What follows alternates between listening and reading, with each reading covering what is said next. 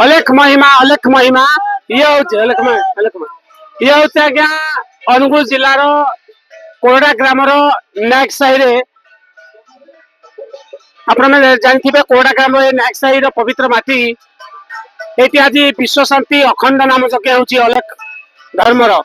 आपण देखि पारते बर्तमान हमर कलसी यात्रा चलची बर्तमान कलसी यात्रा रे बर्तमान आपण देखि पारते कलसी यात्रा मां बहिनी समस्त मुंडे कलसी यात्रा करछथि हमर नगर परिक्रमा करछथि हमर गां बुलछथि बर्तमान हमर बड़ बंद पखरु जल आनछथि बर्तमान हम कलसी यात्रा रे बर्तमान हम देखि पारते एटी मां बहिनी समस्त कलश यात्रा करिकी बर्तमान हम ग्राम परिक्रमा करछथि होची अलेख महिमा धर्मर आओ आपण देखि पारते बहुत खुशी अछथि समस्त बर्तमान ये होची अलेख महिमा स्वयं विश्व शांति अखंड नाम यज्ञ कोरडा अनुगोल बर्तमान आपण देखिए आज हूँ कलश यात्रा तो बर्तमान आपने ताजा चित्र देखी पारे ये आमर कोरडा ग्राम नायक साही रे अलेख महिमा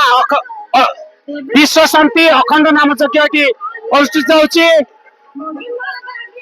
तो बर्तमान आप